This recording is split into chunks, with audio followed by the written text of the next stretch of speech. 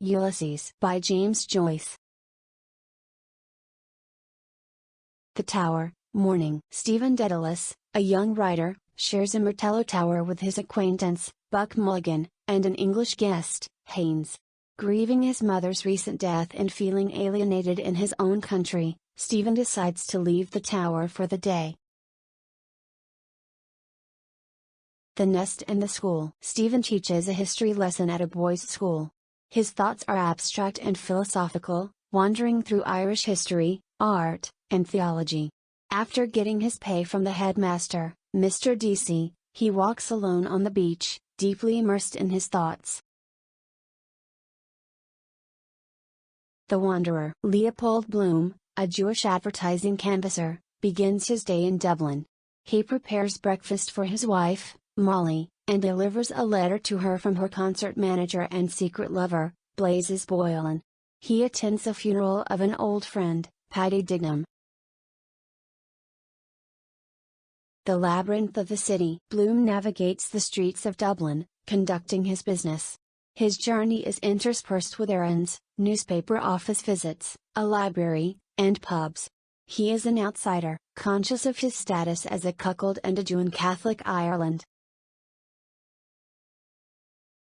The Siren's Song. In the Ormond Hotel bar, Bloom has a late lunch while Blazes Boylan meets Molly for their afternoon tryst.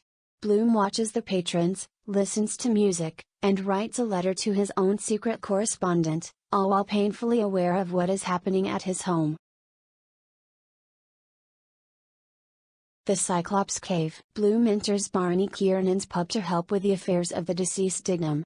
He is accosted by aggressively nationalistic and prejudiced character, the Citizen, who launches into a xenophobic and anti-Semitic tirade against him. The Rocks of Fantasy. On a beach, Bloom encounters a young, disabled woman, Gertie McDowell. They share a silent, voyeuristic exchange as she leans back to watch fireworks, revealing her legs and underwear. This moment of erotic fantasy is juxtaposed with Gertie's romantic idealism and Bloom's subsequent guilt. The Underworld. Bloom ventures into Nighttown, Dublin's red light district, searching for Stephen Dedalus, who has gone there with his medical student friends. The narrative descends into a hallucinatory, play script format filled with surreal fantasies and subconscious fears. The Stable. Bloom finds Stephen in a brothel, extremely drunk and delirious. Stephen breaks a lampshade with his walking stick and gets into a fight with two British soldiers. Bloom intervenes, rescues him, and takes him under his protective wing. The Return Home. Bloom takes the disoriented Stephen to a cabman's shelter for coffee and then to his own home for a conversation. They finally part ways. Bloom goes to bed, where he recounts the day's events to his wife, Molly, before falling asleep.